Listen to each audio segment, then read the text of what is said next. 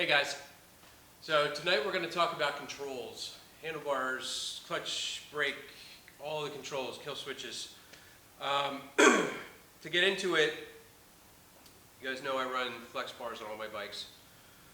When I started racing last year, I didn't have flex bars and I was desert racing, and it was fine, but I could definitely, there was you just take a lot of jarring. So I tried out a set of flex bars and it was night and day difference. And it doesn't matter what type of racing you do. The flex bars, as you know, they have a pivot point on each side. They run these elastomers, different hardnesses, and you can even fine tune whatever hardness you choose from there by screwing the nut on even farther to tighten them up or loosen them up. So flex bars, I honestly, especially on the two strokes, you get a lot of vibration from the motor, and I really feel like between the anti-vibe stem and the elastomers here, it's a huge help. So, whatever bars you run, I definitely recommend the anti-vibe stem. You got to have some anti-vibration. There's the precision clamp. I've heard a lot of good things about it, and I actually I looked into running both the precision clamp and the flex bars, but you can't do it. Because of the way the precision clamp is made, it's a solid piece, so you have to be able to kind of fish the bars through. From what I understand, I've never seen one in person. So it just won't work with this because these bars have big sides, and you can't get them through. But that, again, that's hearsay. I just know that they won't work together. So on my works bikes, I run yellow, and you have basically compression and rebound, just like a shock. So you have your compression as you hit a bump, you're going down, and then you have the rebound.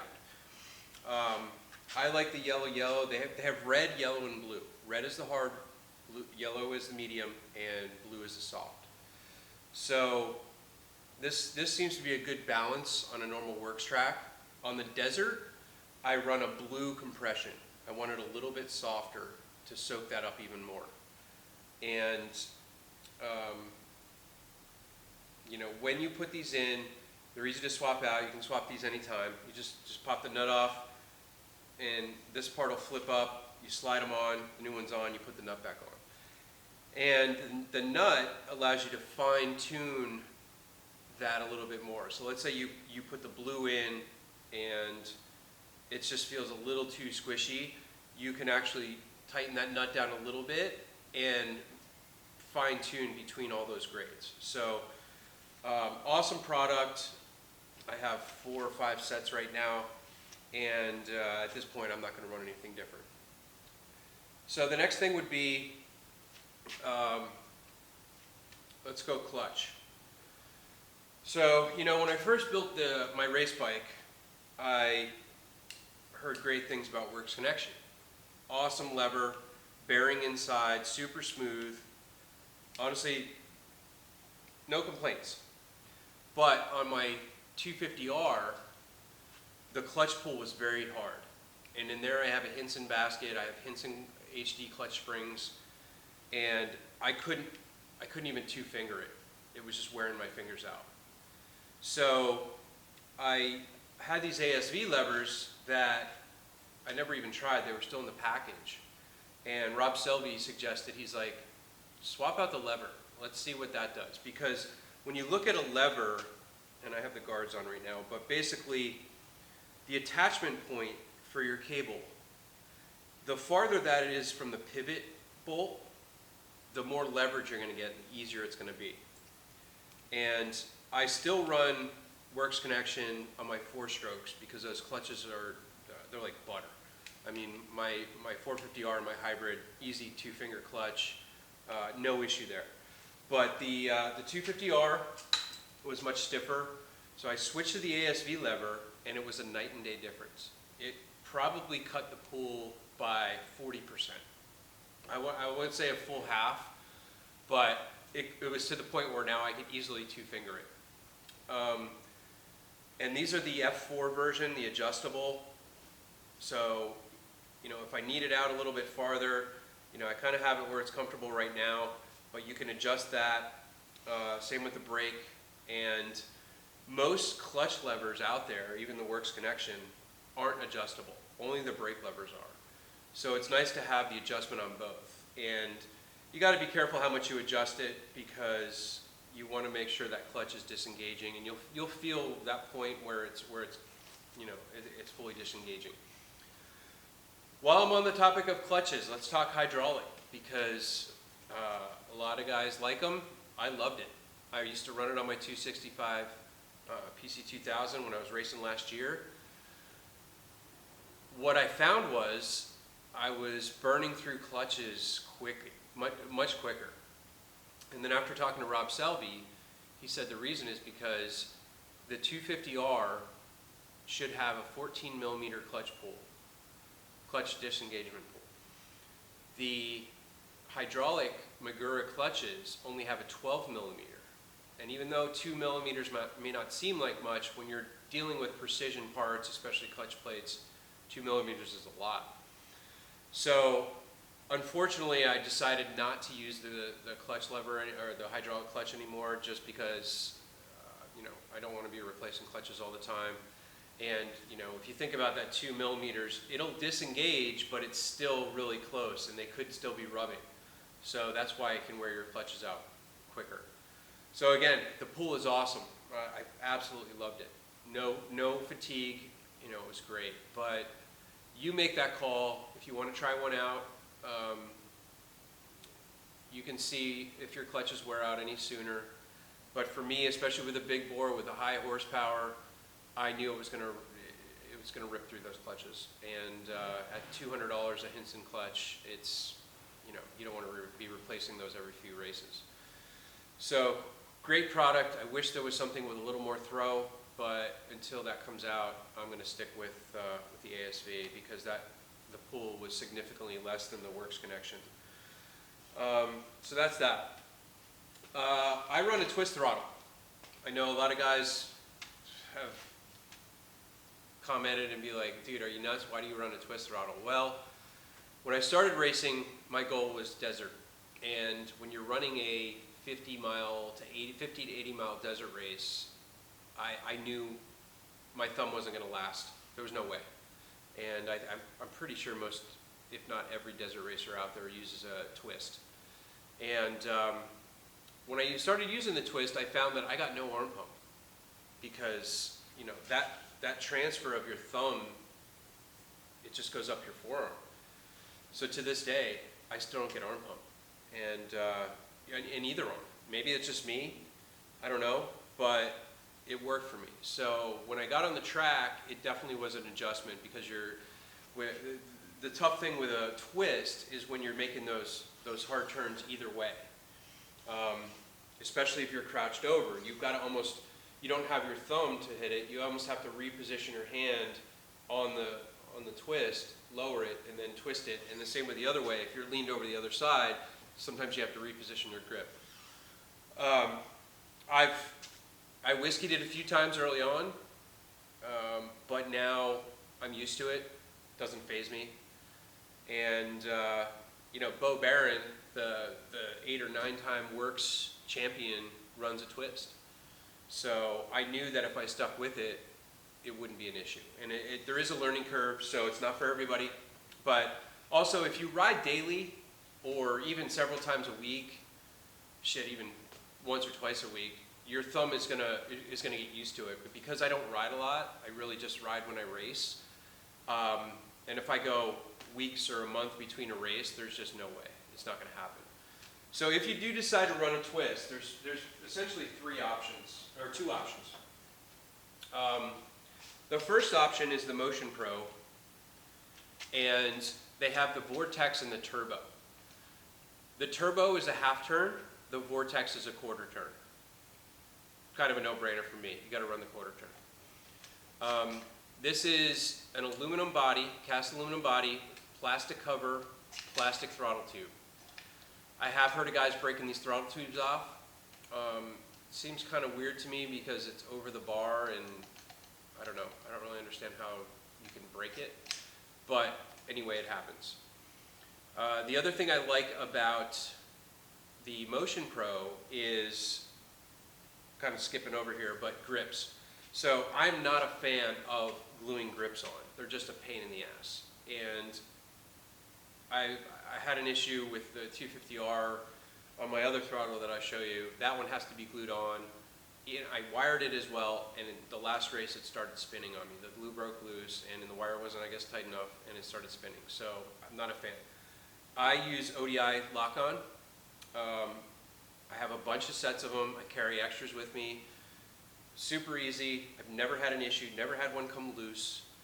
And what I like is with the Motion Pro throttle, you can actually use, I think this is a CR125 or CR250 kit, and this is a replacement tube, and they have these cams. So the kit comes with a bunch of different cams for different bikes, and these literally just pop on. There's a hexagon inside, or an octagon, whatever that is, and you pick the cam for your application. This isn't the right cam for mine. I use a cam C, but basically you just, you pop the two bolts out, you swap out the entire cartridge, and you're good to go. Now the one thing I will say about this with the cam is I noticed some binding, some catching on it. So what I do with all my cams is I run them on the belt sander and make sure that they work in my throttle housing, because you don't want a throttle catching, obviously, that's very bad. So I just kind of, on this part here where the cable goes in, I just round it off, put it in, make sure it's all free and clear, and I've never had any issues doing it that way. So that's one option. The second option is a G2. I switched to the G2 to try it out on the Race R, and the main difference between this is it is a billet tube, and very smooth operation. The other thing I have in here, it's a separate part, it's a bearing that slides into the end of your bar, and now the whole thing, the whole tube is riding on that bearing. So I'm having an issue with throttle pull on the 250R, and most of it is with the spring, the carb spring. So I cut a few coils off it, I stretched it out. I'm going to try that, but then what I'm going to do is I'm going to try this one, and I'm going to put the Motion Pro on and see which one I like better. I've never had an issue with the Motion Pro. They've always been a smooth pull, but I thought this one much better quality, but it just wasn't working. So I need to figure out if it's a combination of this and the spring, or if it was really just the spring. These are pricey. The Motion Pro, I think you can get the whole kit with a cable for, I want to say it's like 50 bucks, 50, 60 bucks. Whereas this, without the cable, with the insert, I think was like 160. So it is more of an investment, but if it works well, then, especially in racing, you want stuff that's going to work. So that's, we covered the grips, we covered the clutch, we covered the throttle. I use Pro Design kill switches on all my bikes. Never had any issues. The only thing is you have to crimp the ends on, and I always use bullet connectors. I don't like those little spade connectors because they don't hold well. Get some good quality bullet connectors. You put one male and one female so that you're always going in the right way and you can't mix them up. But this really just completes the ground circuit, and then it'll kill it. So Motion Pro, I always run an hour meter, and this isn't necessarily controls or bars related, but I run all hardline hour meters. I actually bought their new one that's resettable, so it gives you oil, when you should change your oil, when you should change your filter. Obviously I don't care about that, but I wanted to feature that because if I rebuild a motor, I don't want to have to go out and buy a new hardline. The hardline actually mounts really well on these flat spots on the flex bars. So I just use double-sided tape on there. I've never had one come off, and it's right there. If I'm sitting at the line, I could look at it and see where my RPMs are at. Sometimes it revs a little higher. So then we'll cover handguards. So I love the look of the Acerbis. These are the Unico vented. The issue with the Unico vented is they don't work with a thumb throttle. At least I wasn't able, when I had a thumb throttle I was testing out, it just wouldn't work because there's not enough room between the master cylinder and the thumb throttle, and then you're trying to get this in there, it just didn't work. So I run these on all my machines, all my works bikes, because I run Twist. Now, even on my desert bike that I run Twist, for that I run the Power Mad Star, because these are fine to deflect rocks, but you can see they have flex in them. Whereas the Power Mad is a solid system. And I just found out, with shrubs and bushes and stuff that I might nick, I didn't want to risk snapping one of these off. So, and this is pretty flexible, but Power Mad Star, much stronger setup. If you run XC and you're in the woods, then I would definitely run a full guard that clips into the end, because if you ever clip a tree, you want that extra strength and protection, and yeah, because you don't want to smash your hand up. So, as far as master cylinder, that I just run either a 250R if I find a good one, or a 450R. Most of mine now I've switched over to 450R because I could find clean ones and go with that route. So that's about it on controls right now. Oh, and as far as cables, I just run Motion Pro on all of them. I've never had an issue with them. Make sure that you lube them up. Get some Motion Pro cable lube. Even if it's a brand new cable, lube it. It'll last a long time when it's lubed up. And then usually mid-season I'll take these off and re-lube them. And for that I just start with one side. Usually whatever the bigger side is, so on this, the bigger side is on this end. But if it's a top, it doesn't matter. You don't need the special tool. Just kind of spray it in there. It'll bubble out. It'll start to drain down. Move the cable back and forth. Spray some more, spray some more. And if you're doing it from the top, you only need so much in there, and then you mount it and gravity will run it down. But yeah, you'll definitely see a difference with cable lube. And especially if you have an old bike where the cables are still pretty in good shape, you definitely want to lube the cables, because that who knows what's going on in there, have that extra friction. Yeah, so that's about it for the controls. I do have the A-arms off my race bike. I touched them up, so I'm gonna do that video on Saturday. We're gonna get the front end set up, and once that's ready, we'll put the tires and wheels on, and then we're going to talk about how to properly, if you're buying brand new shocks, how to get your extended and compressed length, and before I put the shocks on this. And that'll, most people don't do that. They just find out what length shock you need for your A-arms. Most of the time it's fine, but if you don't know, if you buy a set of A-arms and, I don't know, can't seem to find that info, or if you really want a super dialed bike, then you should measure compressed and extended, because, most people just look at the extended length. Oh, I need an 18.75-inch shock, but you don't know what that compressed length is. So, that could change. You could be losing travel because the compressed length isn't right. So we'll go over that, and yeah, I'm excited to get this one going. It's going to come out nice. The new plastics came today, so we'll get to those later, and we'll install the graphics and do all that stuff.